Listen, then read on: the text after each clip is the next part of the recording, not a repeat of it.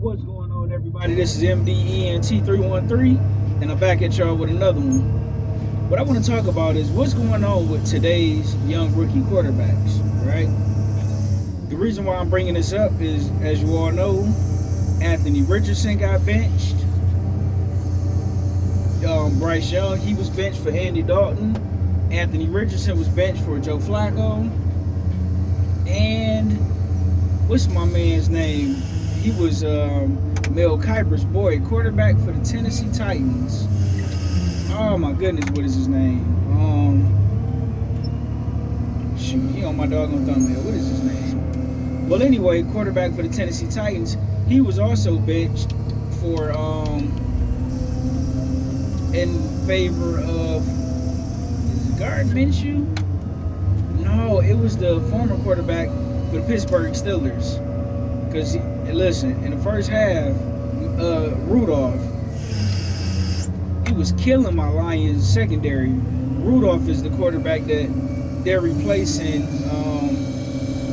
the guy from Kentucky. I remember the Tennessee Titans drafted the guy from Kentucky. I don't know why his name is slipping my mind right now. I'm sorry about that. But it's going to come to me. I'm sure it is. But anyway, in my opinion, right, I don't think these owners, these coaches, and these GMs are patient enough with these young quarterbacks. When you look at, because these are second-year quarterbacks, right? When you're looking at the success that a C.J. Stroud had last year, and then when you look at the success that Jayden Daniels is having this year, it puts a lot of pressure on these quarterbacks, right?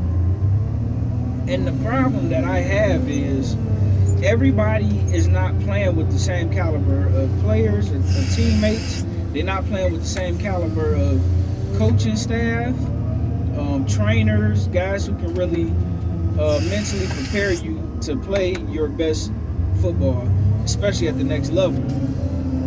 And all situations are not created equally, but unfortunately, everybody's expecting equal results, right? Now, in my opinion, and this could just be me, and listen, I'm not a Caleb Williams hater. I believe Caleb Williams, out of all of the young quarterbacks from this year and last year, I think Caleb Williams was put in the best situation to succeed, but he's looking absolutely horrible. When you look at Anthony Richardson's situation, he has a decent situation, don't get me wrong, because you got running back Jonathan Taylor, you got Michael Pittman at wide receiver, you got Josh Downs at wide receiver. Then they just drafted the guy from Tennessee. Can't remember his name. You have a respectable offensive line. When you look at, Jayden Daniels and C.J. Stroud, they had a decent team, but it's the reason that their teams was picking number two. Both teams were picking number two respectively because they obviously needed a quarterback, and those guys are playing exceptionally well. And then when you look at the quarterback for the Tennessee Titans, I believe this is his second year. Oh, what is his name? But Mel Kiper put a lot of hype behind him last year. But anyway, the Tennessee Titans are absolutely awful. So I get why they're struggling. It's some things that they could be doing a lot better. But what's bothering me about the whole situation, right, is why are they afforded less time than a Daniel Jones, right? Daniel Jones hasn't done anything special, but he's getting more playing time. Will Levis is the Tennessee Titans quarterback name. I do not know for the life of me why couldn't I remember Will Levis' name. But Will Levis isn't playing. Daniel Jones isn't playing great football by any stretch of the imagination. But yet and still, he got a nice contract extension. Meanwhile, Anthony Richardson, I would say Bryce Young and Caleb Williams are probably playing the worst football out of the young quarterbacks. But Anthony Richardson, is he really playing any worse than Daniel Jones?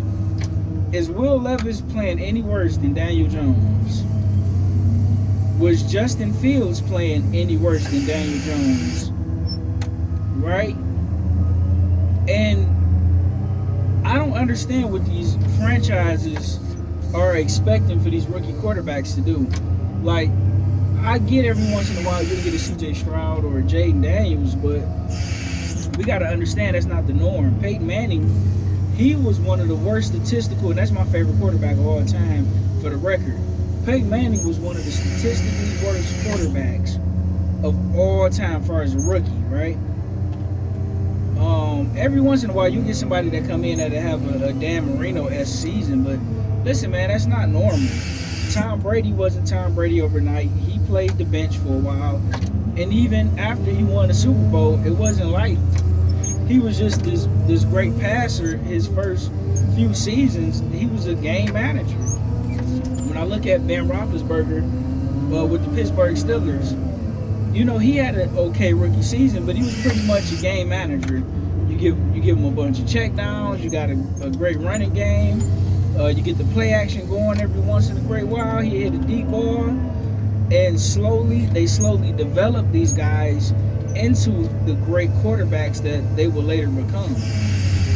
You know, to come right in the gate and have a John Elway, Dan Marino-esque season and career, that's not the norm.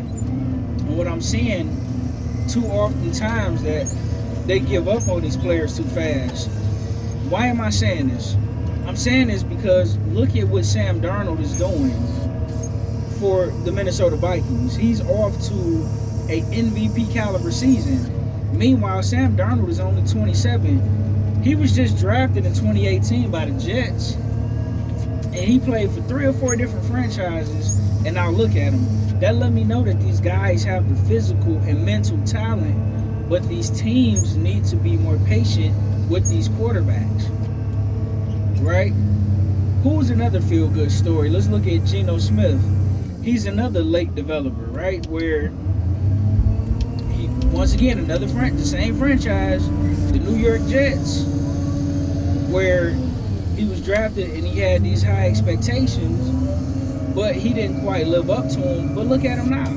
Look what Pete Carroll and the Seattle Seahawks organization was able to do with him and was able to do with a Russell Wilson. That's the difference, because all these guys are immensely talented, but these GMs and these coaches, a lot of these guys do not know how to develop, mentor, and train a lot of these young players. Now, Bryce Young, okay, I give you Bryce Young, because Bryce Young may be one of the worst quarterbacks I've seen since Josh Rosen, because Josh Rosen for the Arizona Cardinals was trash. And if you want to throw Matt Leinart in there as well for the Cardinals, I thought he was going to be that deal. But he was absolutely horrendous too. But another feel-good story, look at Jameis Winston. Jameis Winston stepped in to beat an elite level team while playing elite level football. But it takes time and patience. And I believe these guys can get to that level of player a lot sooner if these coaches was better at developing these players and was more patient with them. Now, I brought up Daniel Jones, and I know you guys like, well, you say they need to be more patient. Well, the Giants are being patient with Daniel Jones. That's true. And one of the problems with Daniel Jones is, yeah, he may make some bonehead plays, but he's also playing without a lot of talent over there. Outside of Malik Neighbors, Daniel Jones don't really have nothing to work with, if I'm being honest and if I'm being fair. So I know I was critical on Daniel Jones because he's shown flashes of playing some solid football. But listen, I want to say shame on a lot of these teams, these owners and these GMs. And I feel bad for these quarterbacks because everybody gets to see you at your worst, your worst moments. And your most embarrassing moments live on TV. You don't get no redo. You don't have a regular job like me to where if you do something at work or, you get suspended or you get fired, nobody will know for a while. You can kind of hide and stuff like that. And I commend these young men for taking a lot of this criticism in stride and making the best out of, bad situations. And also, I commend these guys for sticking in there, chasing their dreams, and working at it until they get good, like Sam Darnold, like Jameis Winston, like Gardner Minshew. I think Gardner Minshew, you put him in the right system, he's a phenomenal player. He's a phenomenal quarterback. But listen, do you think these guys was unfairly benched and wrongfully or rightfully criticized? You let me know what you think in the comment section. Like, share, and subscribe to the greatest sports show on YouTube. MDENT, baby. Let's get it.